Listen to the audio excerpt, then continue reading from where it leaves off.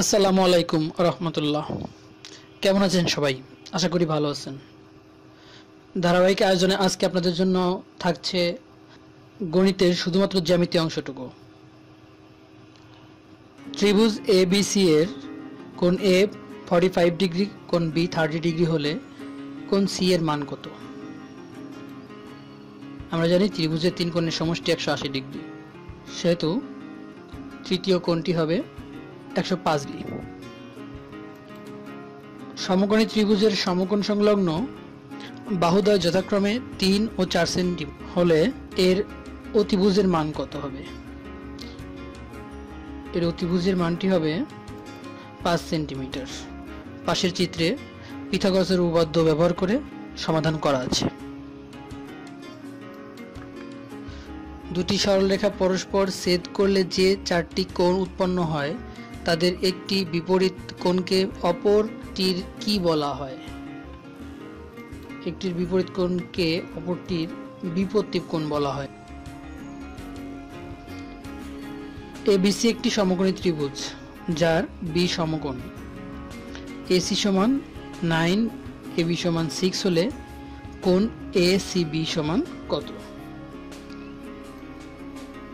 আমরা জানি sine theta equals to লম্ব বাই অতিভুজ। মান বসিয়ে দিলে ক্যালকুলেশন করলে যে মানটা আসবে সেটা হচ্ছে 41.81 ডিগ্রি। 1 ডিগ্রি এর পূরক কোণ কত? কোশ্চেনটা আপনাদের কাছে রয়ে গেল, কমেন্ট বক্সে জানাবেন প্লিজ। বৃত্তস্থ চতুর্ভুজের একটি কোণ 49 ডিগ্রি হলে বিপরীত কোণগুলোর পরিমাণ কত?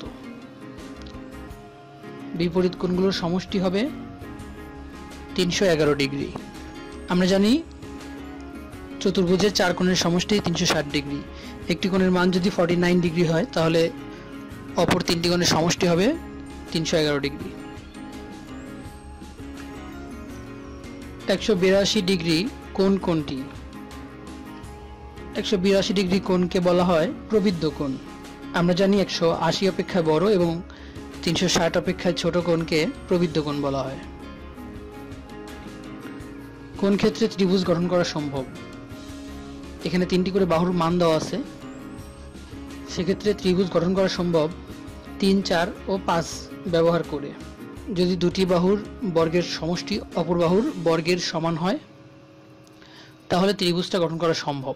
পাশের চিত্রে করে দেওয়া।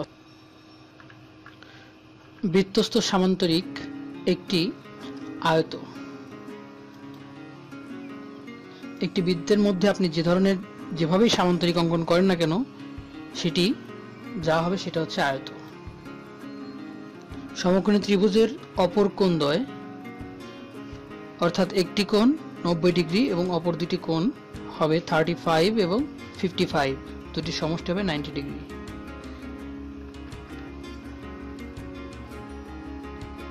একটি ত্রিভুজের কোণগুলোর অনুপাত 2:3:5 হলে এর বৃহত্তম কোণটি কত হবে? আমরা জানি ত্রিভুজের তিন কোণের সমষ্টি 180 ডিগ্রি, সেহেতু বাহু x ধরে নেই, তাহলে 2x 3x plus 5x equals to 180 degree. অর্থাৎ x ইকুয়ালস টু 18 ডিগ্রি হলে প্রথম কোণটি হবে 36 ডিগ্রি, দ্বিতীয় কোণটি হবে 54 ডিগ্রি এবং তৃতীয় কোণটি হবে 90 ডিগ্রি। এবিসি সামান্তরিকের এবি 12 সেমি, ডি বিন্দু থেকে এবি এর উপর লম্ব দূরত্ব 6 সেন্টিমিটার। সামান্তরিকটি ক্ষেত্রফল কত? আমরা জানি সামান্তরিকের ক্ষেত্রফল হচ্ছে ভূমি গুণন উচ্চতা। পাশের চিত্রে দেখানো হয়েছে যেখানে ভূমি 12 সেন্টিমিটার এবং লম্ব 6 সেন্টিমিটার, ক্ষেত্রফল হবে 72 সেন্টিমিটার। সমবাহু ত্রিভুজের এক বাহুর দৈর্ঘ্য 2√3 একক হলে ত্রিভুজটির ক্ষেত্রফল কত? ত্রিভুজটির ক্ষেত্রফল হবে 3√3 বর্গ একক। আমরা জানি সমবাহু ত্রিভুজের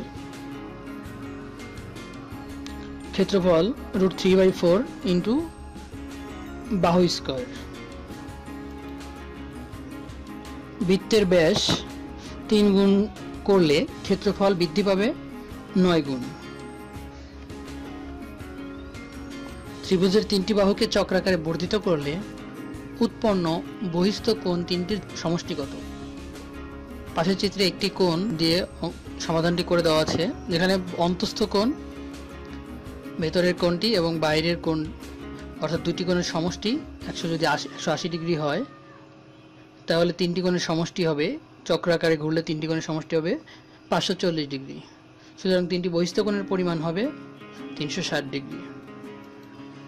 একটি সুষম বহুভুজের প্রত্যেকটি অন্তস্থ কোণের পরিমাণ 162 ডিগ্রি হলে বহুভুজটির বাহুর সংখ্যা কত?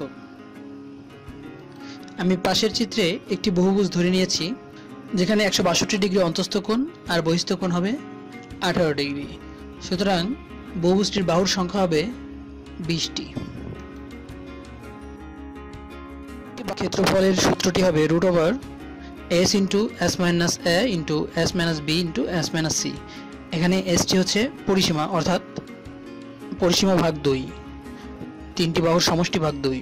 সুতরাং ক্ষেত্রফলটি হবে 84 বর্গমিটার। ও কেন্দ্রবিশিষ্ট বৃত্তের এ বিন্দুতে স্পর্শক কোণ এ ও বি সমান 60 ডিগ্রি হলে কোণ এ বি ও সমান কত? পাশের চিত্রে সমান দেওয়া আছে। ABCD একটি রম্বসের কর্ণদ্বয় পরস্পর ও বিন্দুতে ছেদ করে। ত্রিভুজ এ ও বি হবে একটি বিষমবাহু ত্রিভুজ যার 3টি বাহু পরস্পর অসমান।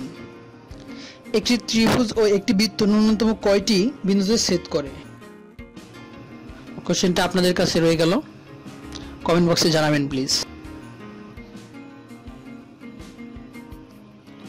এই ছিল আজকের আয়োজন। আপনাদের জব এক্সামগুলোতে ভালো করতে চাইলে প্রতিদিন আমাদের ভিডিওগুলো প্র্যাকটিস করেন, আশা করি বেস্ট কিছু হবে।